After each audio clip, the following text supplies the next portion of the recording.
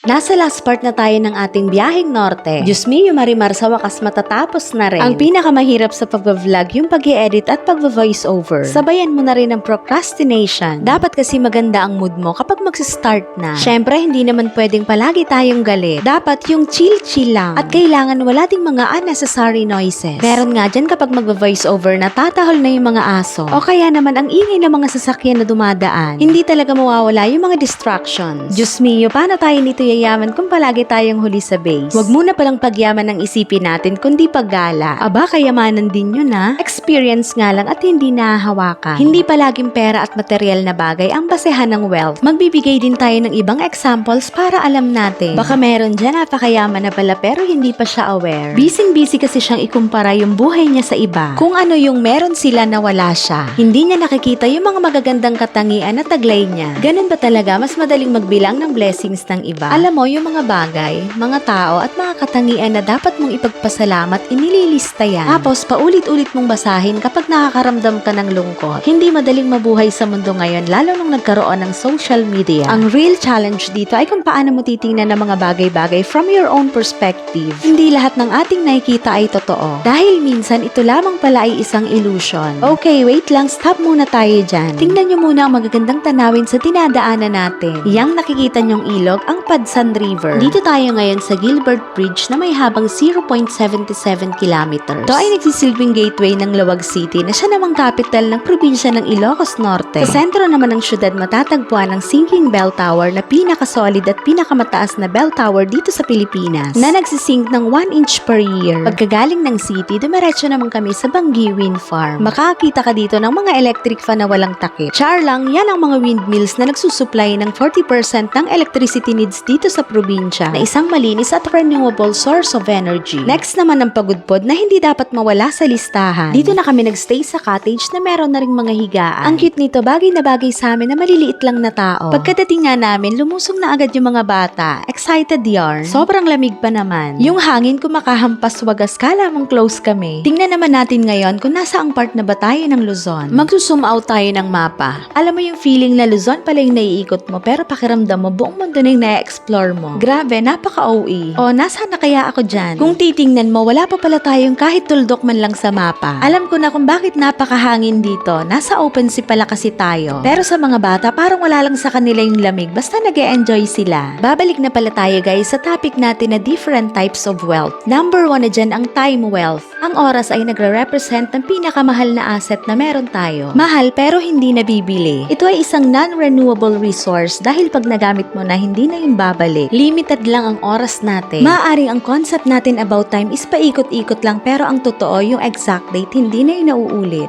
Kaya pala dagdag lang tayo ng dagdag ng edad. Ako mga mare, kailangan na talaga nating tanggapin na road to patanda na tayo. Kaya palagi kong pinapaalala kay Aikwen na sulitin niya yung childhood niya. Huwag siyang magmadaling lumaki dahil dadating din siya doon. Tayo nga diba halos i-wish natin na sana bumalik na lang tayo sa pagkabata. Kung pwede nga lang no, hanggang ngayon maggugugaga pa rin tayo. Samantalang dati masyado tayong excited na umalis sa pudar ng mga magulang natin para maging malaya. Pero hindi tayo aware na ang kapalit ng kalayaan na yun ay mga responsibilidad. Next naman na kayamanan ay yung tungkol sa kalusugan. Naku mga mare, kung okay na okay ang physical and mental state mo sa ngayon, congratulations dahil isa ka sa mga mayayaman na tao. Yan yung isa sa mga dapat nating i-prioritize para mataas ang chance natin na magkaroon ng better quality of life in the future. Minsan sa sobrang sipag mong magtrabaho, ayan na-overfatigue ka na. Hanggang sa yung naipon mo, ipampapagamot mo na lang, minsan nga kulang pa. Kapag in-overwork mo yung sarili mo, sa bandang huli, ikaw din na magsasuffer. Hindi ko naman din sinabing maging tamad tayo, dapat yung tama lang. Ang next naman ay ang social wealth. Hindi yan yung dami ng connections of followers mo sa social media. Instead, ito ay nasusukat sa bilang ng meaningful and fulfilling relationships na meron tayo sa ating pamilya at mga kaibigan. Sila ang tumutulong sa atin para masatisfy ang ating emotional needs. Last but not the least, yung financial wealth. Huwag na nating i-deny na money is a powerful force. Kaya nga, di ba mabilis tayo maging dinosaur kapag wala tayong pera. Totoo naman talaga na nabibigay ng pera ang komportableng buhay at mga gusto natin, pati na rin yung sense of stability and peace of mind. Pero hindi sa lahat ng pagkakataon, pera ang kailangan natin. Yun lang ulit ang gusto kong i-share. Bye-bye!